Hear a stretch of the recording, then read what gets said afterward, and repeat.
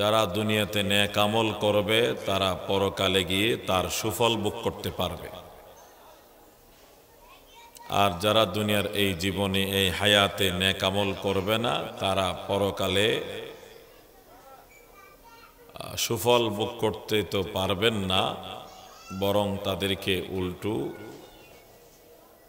শাস্তি ভোগ করতে হবে।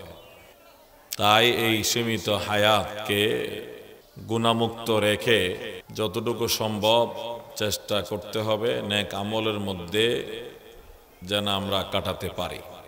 নামাজ কায়েম না করলে কি দিন কায়েম হবে? قال النبي صلى الله عليه وسلم الصلاة عماد الدين من أقامها فقد أقام الدين ومن تركها فقد هدم الدين। রসুল বলেন নামাজ হলো দ্বীনের 5 স্তম্ভের মধ্যে 2 নম্বর স্তম্ভ। যে নামাজ কায়েম করলো সে দ্বীন ধর্ম কায়েম করলো। মান আকামাস সালাতা ফাকাদ আকামাদ-দ্বীন। যে ব্যক্তি নামাজ কায়েম করলো সে দ্বীন ধর্ম এবং ইসলাম কায়েম করলো। ওয়া মান তারাকাহা ফাকাদ হাদামাদ-দ্বীন।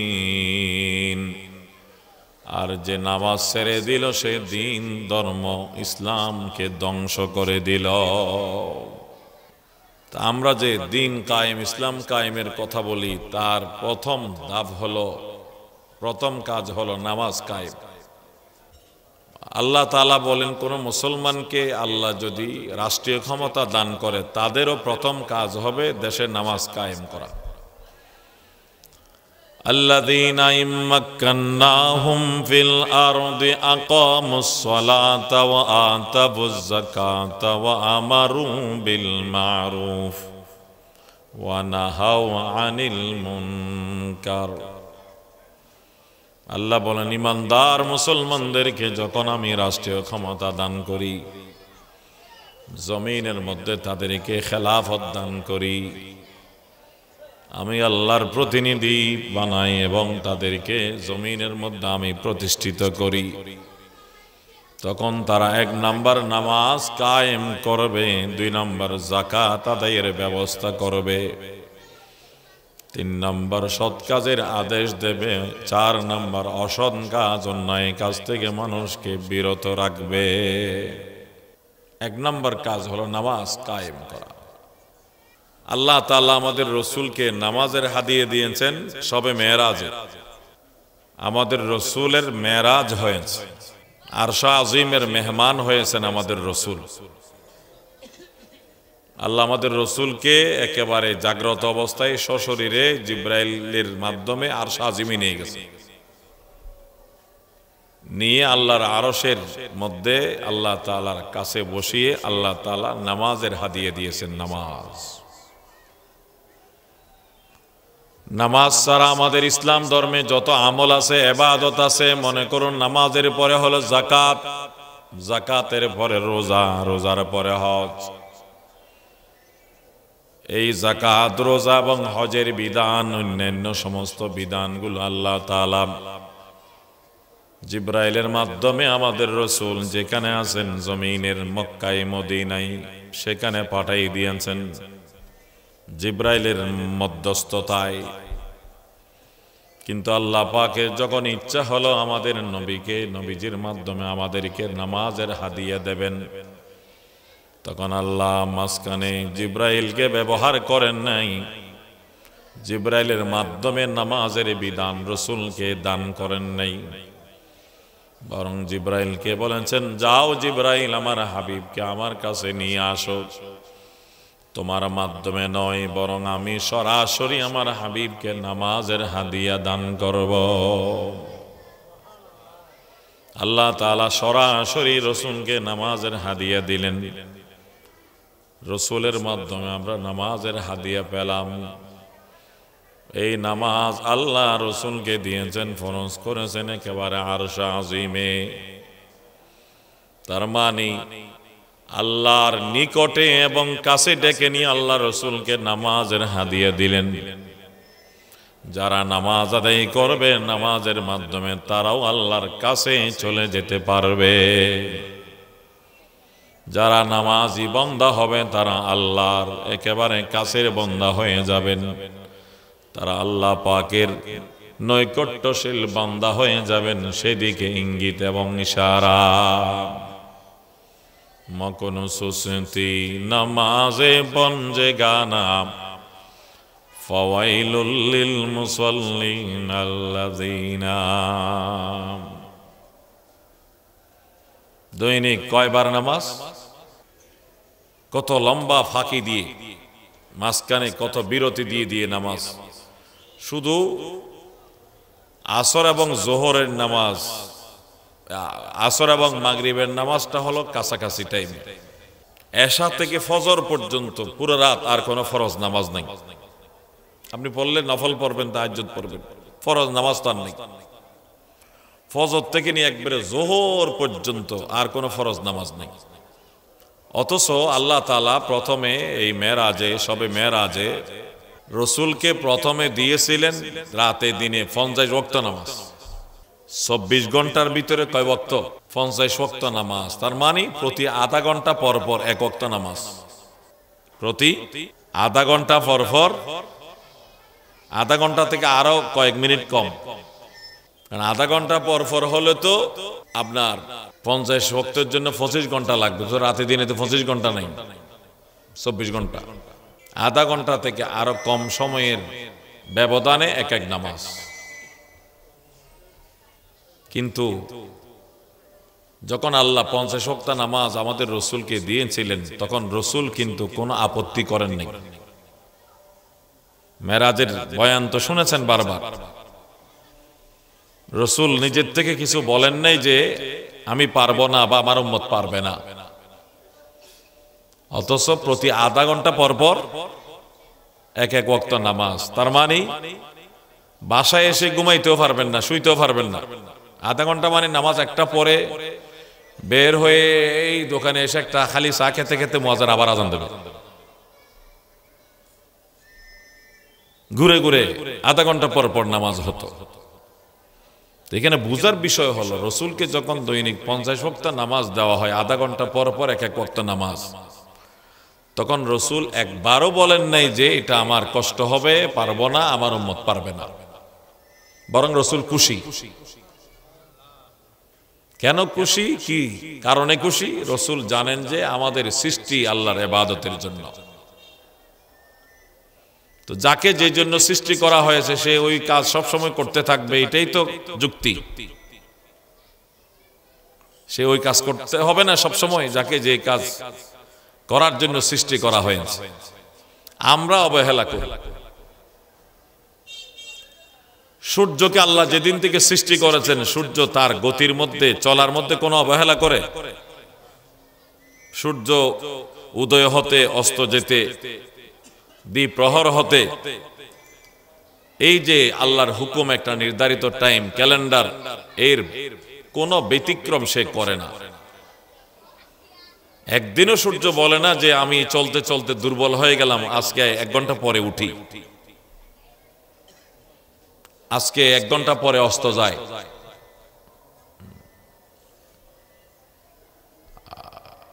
অবিরাম চলতেছে। এইরকম সূর্য যেমন চলে, চন্দ্র চলতেছে, ঘুরতেছে। প্রত্যেকটা গ্রহ, নক্ষত্র, এগুলো ঘুরতেছে। জোয়ার বাটা,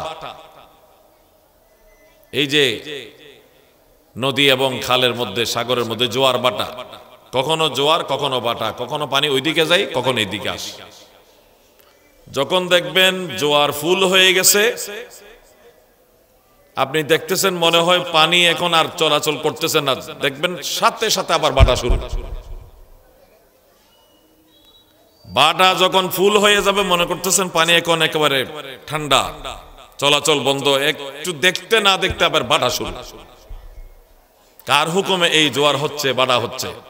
লা ইলাহা ইল্লাল্লাহ, লা ইলাহা ইল্লাল্লাহ লা ইলাহা ইল্লাল্লাহ লা ইলাহা ইল্লাল্লাহ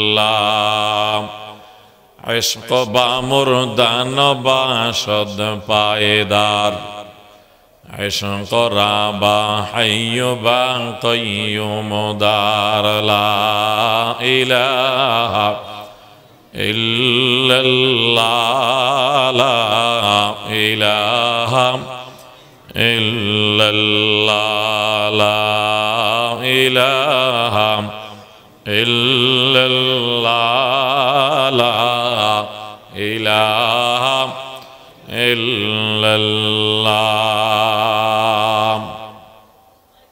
জোয়ার ভাটার মধ্যে কোনো বিরতি নাই, চন্দ্র সূর্যের গতির মধ্যে কোনো বিরতি নাই।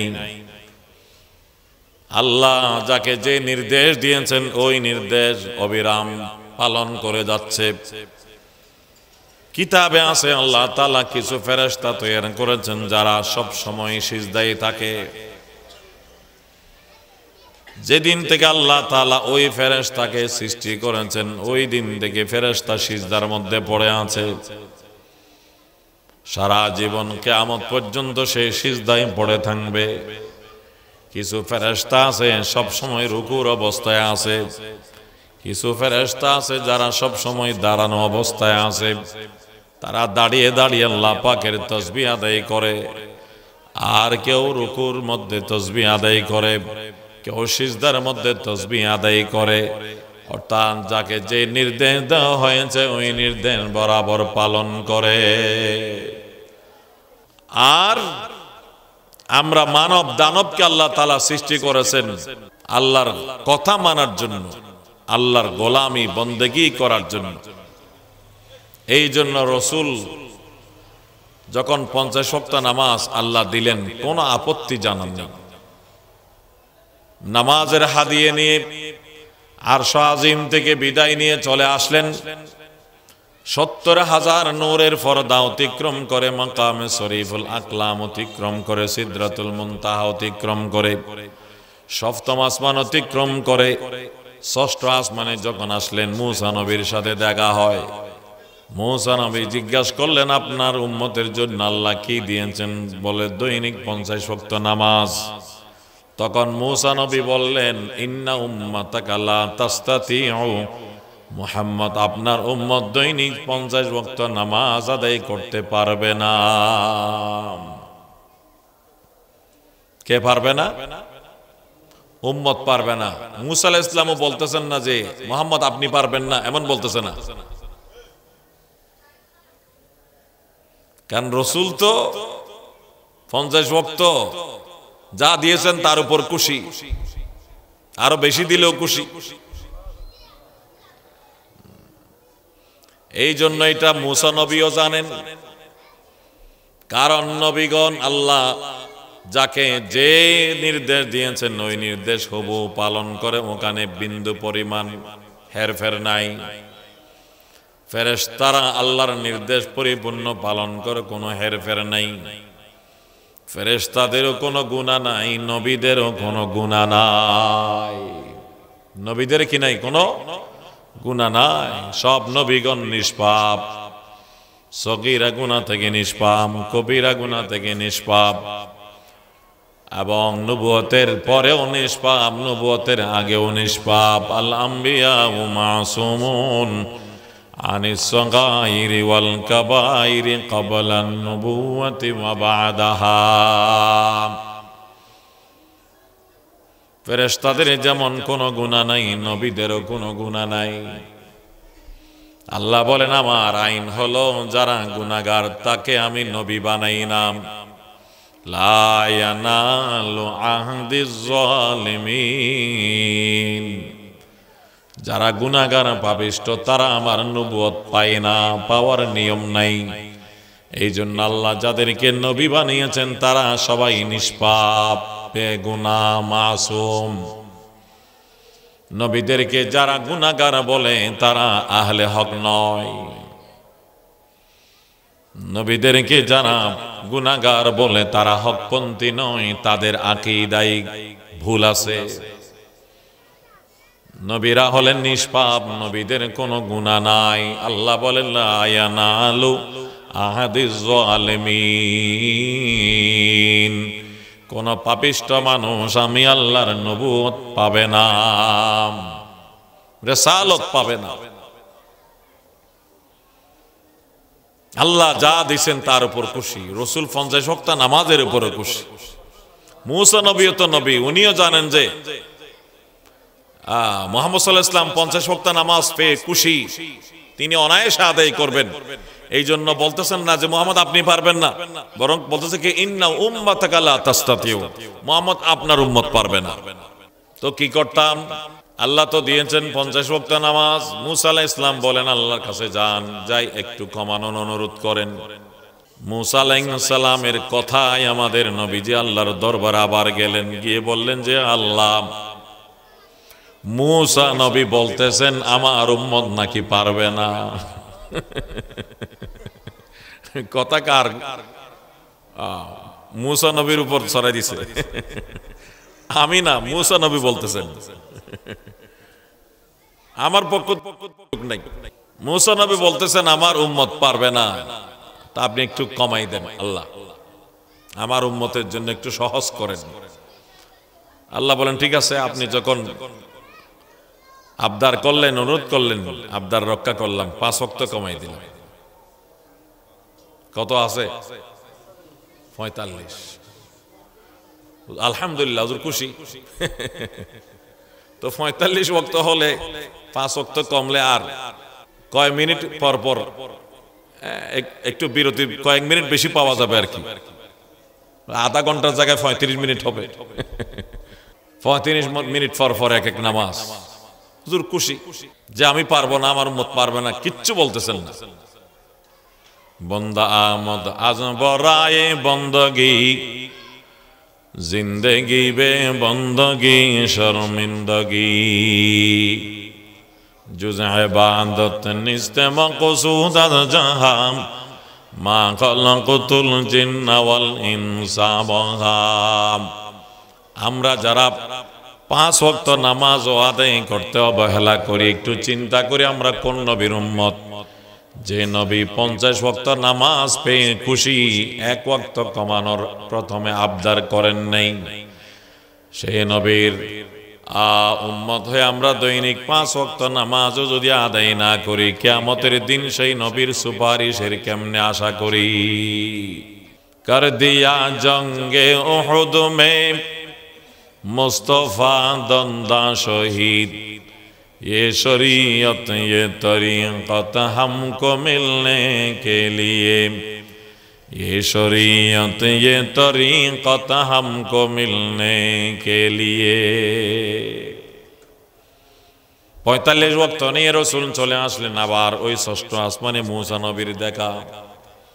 জিজ্ঞাসা করলেন কি খবর? বলে 5 ওয়াক্ত কমাই দিয়েছেন, এখন 45। আবার মুসা নবী বললেন ইন্না উম্মাতাকা লা তাস্তাতি, মুহাম্মদ আপনার উম্মত পারবে না, আপনি আবার গিয়ে কমানোর আবেদন করেন। বারবার মুসা নবীর কথাই গেলেন এবং বললেন যে আল্লাহ, মুসা নবী বলতেছেন আমার উম্মত নাকি পারবে না, আপনি একটু দয়া করেন, কমাই দেন। তো যা দিয়েছেন তার উপর খুশি কেন? বলে আমরা হলাম বন্দা, দিতেছেন আল্লাহ। বন্দার কাজ হলো আল্লাহর কথা মানা, এখানে কোনো চোঁচারা নাই। পারবো না এমন কেন, এরকম কোনো অভিযোগ নাই। অভিযোগ করলেও বন্দা হতে পারে না। আল্লাহর কথার সামনে যে অভিযোগ করবে সে কি বন্দা? আল্লাহর হুকুমের সামনে, আল্লাহর নির্দেশের সামনে বন্দার কোনো কথা বলার, যুক্তি দেওয়ার, তর্ক করার অধিকার নেই। শয়তান এত বড় আবেদ, এত বড় জাহেদ, শুধু আল্লাহর সাথে আদমকে সিজদা করার বিষয়ে আল্লাহর সাথে বাড়াবাড়ি করেছে। আল্লাহ যখন বললেন সিজদা করো, সব ফেরেশতা সিজদা করো আদমকে, আদমের সামনে মাথা ঝুঁকাও, তাকে সম্মান করো। সবাই সবাই সিজদায় পড়ে গেল, ইবলিস একেবারে শক্ত হয়ে সোজা দাঁড়িয়ে রইল। বরং আদম যেদিকে, আদমকে আরো পিঠ দিয়ে মাথা ঘুরাই উল্টো দিকে দাঁড়ায় আছে।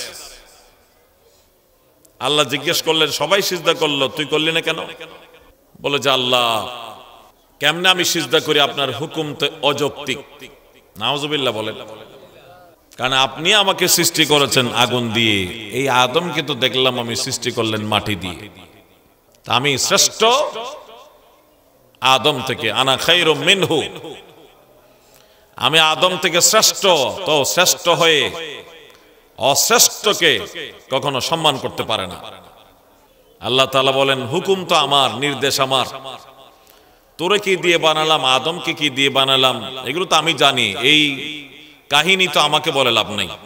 ছেলে যখন মার সামনে নানার বাড়ির কথা বলে, তখন মা কি বলে যে তুমি আমাকে আমার বাপের বাড়ির গল্প শোনাও, আমি ওখানে জন্ম নিয়েছি, বড় হয়েছি। এই জন্য বড়র সামনে ছোটরা কথা বললে মানুষ বলে যে মার সামনে নানার বাড়ির গল্প করো। তোমাকে কি দিয়ে বানালাম, আদমকে কি দিয়ে বানালাম, আমি আল্লাহই তো বানালাম, এগুলো সব আমি জানি। জেনে শুনে আমি তোমাকে নির্দেশ দিলাম, তোমার কাজ ছিল আমার নির্দেশ পালন করা। এখানে তুমি যুক্তি দিলা কেন? তুমি শ্রেষ্ঠ দাবি করলে কেন? তুমি শ্রেষ্ঠ হতে পারো, আমি আল্লাহ যদি শ্রেষ্ঠ বানাই, দাবি করলে তো হয় না। আর যাকে আল্লাহ শ্রেষ্ঠ বানিয়েছেন সে নিজেকে শ্রেষ্ঠ দাবি করা, এটাও আল্লাহ পছন্দ করে না। সে নিজে শ্রেষ্ঠ দাবি করা, এটা আল্লাহ পছন্দ করে না। অনেক জবাব আছে শয়তানের, ইবলিসের এই কথার। মুফাসসিরিনে কেরাম জবাব দিয়েছেন, আমরা এগুলো পড়াই যে শয়তানের যুক্তিটাই গলত। শয়তান যে দাবি করছে আগুন হলো শ্রেষ্ঠ মাটির তুলনায়, এই কথা মোটেও ঠিক নয়। বরং আগুন থেকে মাটি হলো দামি। কারণ আগুনের কাজ হলো ধ্বংস করা, মাটির কাজ হলো আবাদ করা। আগুন লাগাই দিলে জ্বালাই শেষ করে দেবে, ধ্বংস করে দেবে। আমেরিকাকে জ্বালাই দিচ্ছে, আগুন জ্বালাই দেয় আর মাটি উৎপাদন করে, মাটি উৎপাদন করে। তাই মাটি উত্তম, আগুন উত্তম নয় মাটির তুলনায়। কিন্তু ইবলিস তো দাবি করল আনা খায়রুম মিনহু, আমি হলাম শ্রেষ্ঠ।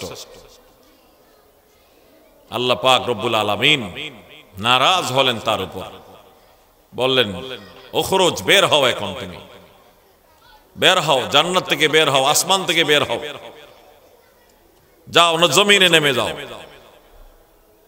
একেবারে জমিনে পাঠিয়ে দিলেন। কেন? বন্দার কাজ হলো আল্লাহর কথা মানা, গোলামের কাজ হলো মালিকের কথা মানা। গোলামের কাজ মালিকের সাথে তর্ক করা নয়। যে গোলাম মালিকের সাথে তর্ক করে ও গোলাম হওয়ার উপযুক্ত নয়, ও গোলাম নয়। আমরা তো আল্লাহর গোলাম। আমরা কার গোলাম? আল্লাহর গোলাম। আমরা আল্লাহর গোলাম, এই পরিচয়ে আমরা ধন্য। বন্দার জন্য এর চেয়ে বড় পরিচয় আর কিছু নেই। মেরাজের বয়ান দিতে গিয়ে আল্লাহ তাআলা আমাদের রাসূলের জন্য শব্দ ব্যবহার করলেন বান্দা। সুবহানাল্লাযী আসরা বিআবদিহি, ওই আল্লাহ অতি পাক পবিত্র, যিনি তার বান্দাকে ভ্রমণ করালেন। কাকে? বিআবদিহি, তার বান্দাকে। এখানে রাসূলের জন্য তিনি বান্দা, আল্লাহ বান্দা শব্দ ব্যবহার করেছেন, রাসূল নবী শব্দ ব্যবহার করেন নাই। কেন? বান্দা হওয়াটাই হলো বান্দার জন্য বড় ইজ্জতের বিষয়। আল্লাহ যদি কোনো বান্দার ব্যাপারে বলে দেন এই মানুষ আমি আল্লাহর বান্দা, এটাই হলো ওই বান্দার সবচেয়ে বড় সার্টিফিকেট। এটা হলো ওই বান্দার জন্য সবচেয়ে বড় ইজ্জতের দলিল। আল্লাহ যদি বলে দেন ও আমার বান্দা, তাহলে এটা হলো সবচেয়ে তার জন্য বড় সম্মানের বিষয়, বড় পাওনা। আল্লাহ তাআলা আমাদের রাসূলের জন্য শব্দ ব্যবহার করলেন বান্দা।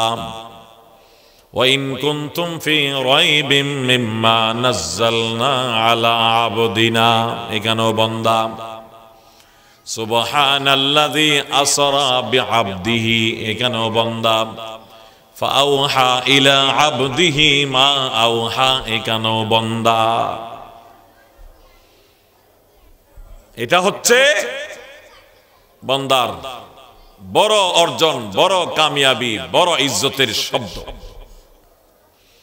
বান্দা আমদ আজ বরায়ে বন্দগি, জিন্দগি বে বন্দগি শর্মিন্দগি।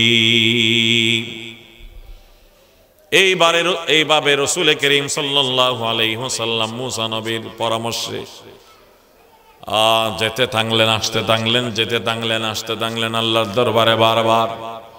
যতবার যান 5 ওয়াক্ত কমাই দেন, সর্বশেষ আছে মাত্র 5, শুধুমাত্র 5। আল্লাহ তাআলা বললেন, বন্ধু আপনার আবদার অনুরোধের কারণে আমি দায়িত্ব কমাই দিলাম, বেতন কিন্তু বরাবর ঠিক থাকবে। আমি আল্লাহর খেয়াল ছিল আমার বান্দাদেরকে আমি দৈনিক 50 ওয়াক্ত নামাজের সওয়াব দেব। আমি দায়িত্ব কমাই দিলাম 45 ওয়াক্তের, আমি দায়িত্ব কমাই দিলাম, শুধু 5 ওয়াক্তের দায়িত্ব দিলাম। যে আমার বান্দা 5 ওয়াক্ত আদায় করবে তাকে আমি 50 ওয়াক্ত নামাজের সওয়াব দান করব। বেতন ঠিক আছে, ডিউটি কমে গেছে।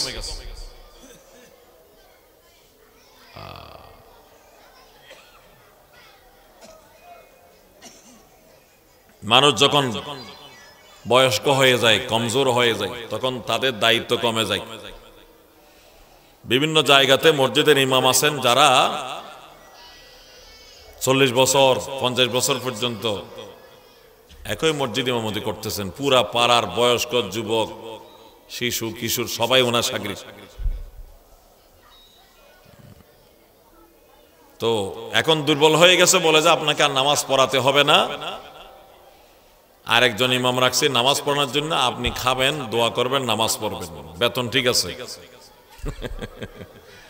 এরকম আছে, আমি জানি বেশ কয়েক জায়গায় এরকম হয়েছে। উনি আছেন বলে যে আপনি দোয়া করবেন, নামাজ পড়বেন, খাবেন, আপনার রুমও ঠিক আছে, বেতনও ঠিক আছে, নামাজের দায়িত্ব নেই, আরেকজন রাখলাম। আল্লাহ তাআলা বলেন আমি দায়িত্ব কমাই দিলাম, বেতন বরাবর ঠিক আছে। 50 ওয়াক্তের সওয়াব দেওয়ার নিয়ত ছিল আমি আল্লাহর, সেটা আমি দেব। মান জাআ বিল হাসানাতি ফালাহু আশরু আমসালিহা। এই জন্য আমরা দৈনিক 5 ওয়াক্ত নামাজ আদায় করি। যারা ঠিকভাবে নামাজ আদায় করে, আল্লাহ কোরআনে বলেন তাদের নামাজ তাদেরকে সমস্ত গুনাহ থেকে, পাপ থেকে, অপরাধ থেকে তাদেরকে বিরত রাখবে। ইন্নাস সালাতা তানহা আনিল ফাহশাই ওয়াল মুনকার। নিশ্চয় নামাজ মানুষকে সমস্ত অশ্লীল কাজ এবং শরীয়ত বিরোধী কাজ, অপরাধ থেকে বিরত রাখে। বলে আমরা তো দেখি কিছু মানুষ নামাজও পড়ে আবার অপরাধও করে। এরকম অভিযোগ রাসূলুল্লাহর কাছেও করা হয় যে অমুক তো নামাজও পড়ে আবার অপরাধও করতে দেখা যায়। রাসূল জবাব দিলেন, তোমরা দেখো কিছুদিনের মধ্যে দেখবা তার নামাজ তাকে সমস্ত অপরাধ থেকে ফিরিয়ে দেবে। ইন্নাস সালাতা তানহা আনিল ফাহশাই ওয়াল মুনকার। আর কোন বর্ণনায় এমনও আছে তার নামাজ শুদ্ধ হচ্ছে না, ঠিক হচ্ছে না, এই জন্য তার নামাজ তাকে অপরাধ থেকে ফিরাই নাম। যদি তার নামাজ ঠিকভাবে শুদ্ধভাবে হতো, তার নামাজ তাকে অশ্লীল কাজ এবং শরীয়ত বিরোধী কাজ থেকে নিশ্চয়ই ফিরাতো। তার নামাজের মধ্যে দুর্বলতা আছে, ত্রুটি আছে সেই যেন নামাজকে ত্রুটি মুক্ত করে এবং ভালোভাবে নামাজ আদায় করে এবং নামাজ আদায় করতে থাকে, নিশ্চয়ই তার নামাজ তাকে অপরাধ থেকে ফিরাবে। আল্লাহর কালাম, আল্লাহর কথার মধ্যে কোনো ভুল নাই। ইন্নাস সালাতা তানহা আনিল ফাহশাই ওয়াল মুনকার। মুসলমানরা রাষ্ট্র ক্ষমতার মালিক হলে তাদেরকে পুরা দেশের মধ্যে নামাজ কায়েম করার কথা কেন বলেছেন? যখন দেশব্যাপী নামাজ কায়েম হবে তখন অটোমেটিক অপরাধ কমে যাবে, বেহায়াপনা কমে যাবে, অশ্লীলতা কমে যাবে, সব ধরনের না জায়েজ কাজ, শরীয়ত বিরোধী কাজ, অপরাধ দাফে দাফে আস্তে আস্তে বন্ধ হয়ে যাবে। ইন্নাস সালাতা তানহা আনিল ফাহশাই ওয়াল মুনকার। যারা নামাজ আদায় করে না বা কম করে তাদেরকে অপরাধে বেশি দেখা যায়। যারা নামাজ ঠিকভাবে আদায় করে তাদের নামাজ তাদেরকে অপরাধ থেকে ফিরায়। এটা আল্লাহ পাকের কথা, আল্লাহ পাকের কথা। ইন্নাস সালাতা তানহা আনিল ফাহশাই ওয়াল মুনকার ওয়ালা যিকরুল্লাহি আকবার ওয়াল্লাহু ইয়ালামু মা তাসনাউন। তো আমাদের কাজ হলো একটা ইবাদত। ইবাদতের ভিতরে দুইটা জিনিস আছে, একটা হলো ইমতিসালে আওয়ামির, আল্লাহ যেগুলো করতে বলেছেন ওইগুলো করা। ইবাদতের আরেক সাইড হলো ইজতিনাবে নওয়াহি মাআসি, গুনাহ এবং অপরাধ বর্জন করা। দোনোটা ইবাদত। রাসূল করিম সাল্লাল্লাহু আলাইহি ওয়াসাল্লাম তার প্রিয় সাহাবী হযরত আবু হুরায়রাকে বলেন, ইত্তাকিল মাহারিমা তাকুন আ'বাদান নাস।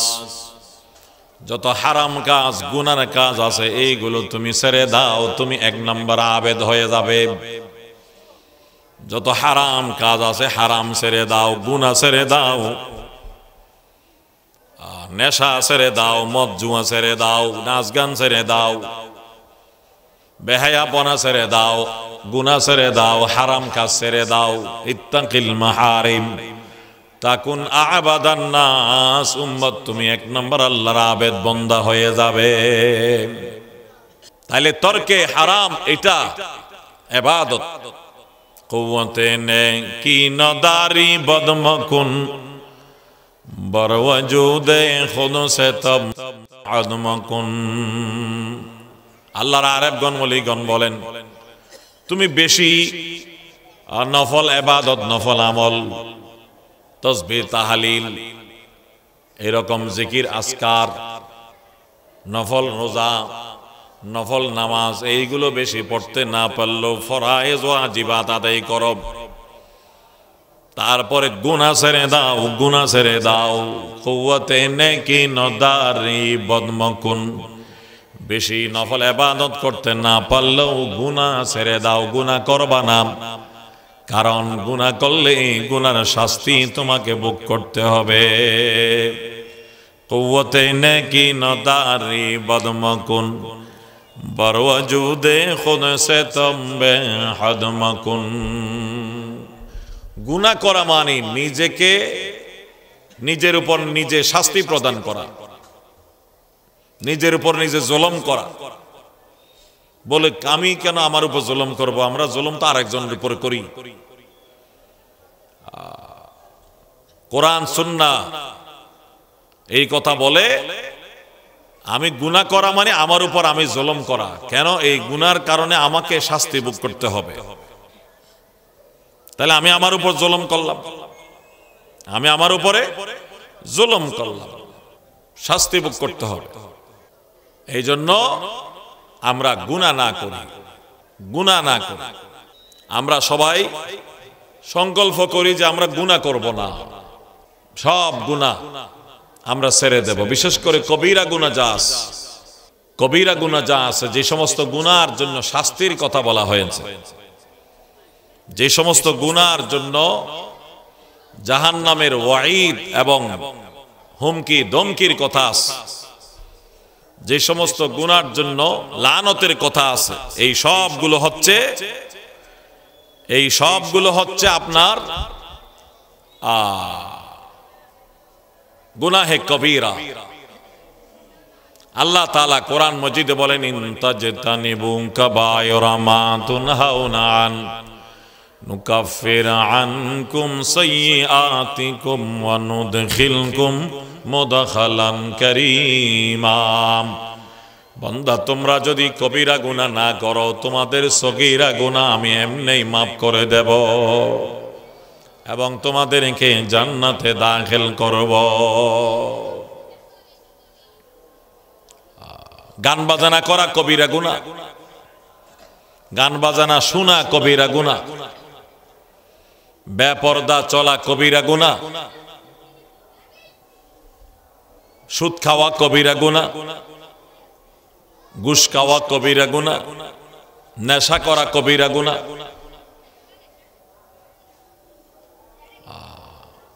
এই ধরনের কবিরা গুনাহ জাদু করা কবিরা গুনাহ, মানুষ হত্যা করা কবিরা গুনাহ, মা বাবার নাফরমানি করা কবিরা গুনাহ। এই ধরনের কবিরা গুনাহ থেকে আমরা, বড় গুনাহ থেকে আমরা বিরত থাকব। 5 ওয়াক্ত নামাজ ঠিকভাবে আদায় করব, হালাল খানা খাবো, কারো উপর জুলুম করব না। এইভাবে যদি আমরা চলতে পারি, আল্লাহ তাআলা আমাদের উপর রাজি হয়ে, খুশি হয়ে আল্লাহ আমাদেরকে জান্নাত দান করবেন। জরুরি ইবাদত, ফরায়েজ ওয়াজিবাত ঠিকভাবে আদায় করা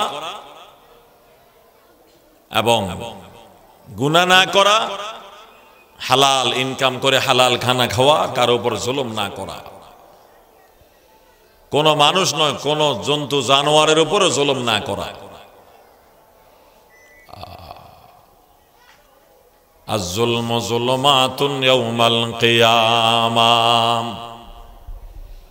কারণ জুলুম এটা এমন এক অপরাধ, এটা এমন এক গুনাহে কবিরা যেটা আল্লাহ তাআলা সহ্য করে না। কোন দেশের মধ্যে যদি জুলুম চলে, আল্লাহ এটা সহ্য করে না। আল্লাহ হয়তো কিছুদিন ছাড় দেন, কিন্তু জুলুমকে, জালেমকে আল্লাহ তাআলা এমন ভাবে ধরবেন সময় মতে যে সে বাঁচতেও পারবে না। এই জন্য জুলুম না করা। আল্লাহ তাআলা আমাদেরকে এই কথাগুলোর উপরে সকলকে, আমাকে সহ আমল করার তৌফিক দান করুন। এবং নিজেরা যেমন নামাজ পড়ব, নিজের পরিবারে যারা আছে, সন্তান, পরিবার পরিজন, অধীনস্থ সকলকে আমরা নামাজি বানাবো। ইয়া আইয়ুহাল্লাযীনা আমানুত্তাকুল্লাহ, ইয়া আইয়ুহাল্লাযীনা আমানু কু আনফুসাকুম ওয়া আহলিকুম নারা। আল্লাহ বলেন, হে ইমানদাররা, তোমরা নিজেকে নিজে জাহান্নামের আগুন থেকে বাঁচাও, নিজের পরিবার পরিজনকে জাহান্নামের আগুন থেকে বাঁচাও। নিজেকে জাহান্নাম থেকে বাঁচাবো কেমনে? নিজে আল্লাহর ইবাদত করে, গুনাহ বর্জন করে। পরিবার পরিজনকে জাহান্নামের আগুন থেকে বাঁচাবো কেমনে? তাদেরকেও আল্লাহর ইবাদতের জন্য উদ্বুদ্ধ করে এবং গুনাহ ছাড়ার কথা বলে, দাওয়াত দিয়ে। নিজে ঈমান ঠিক করে নেক আমল করা এবং আরেকজনকেও ঈমান এবং নেক আমলের কথা বলা, নিজে গুনাহ না করা, আরেকজনকে গুনাহ না করার কথা বলা। এটাই হচ্ছে সূরা আসরের সারমর্ম। এগুলো করলে মানুষ পরকালে নাজাত পাবে, একটা না করলেও মানুষ পরকালে আসামি হবে, ক্ষতিগ্রস্ত হবে। আল্লাহ তাআলা আমাদের সকলকে বুঝার আমল করার তৌফিক দান করুন। আমিন সুম্মা আমিন। ওয়া আখিরু দাওয়ানা আলহামদুলিল্লাহি রাব্বিল আলামিন। ওয়া সাল্লাল্লাহু তাআলা আলা খাইরি খালকিহি মুহাম্মদ ওয়া আলিহি ওয়া আসহাবিহি আজমাইন।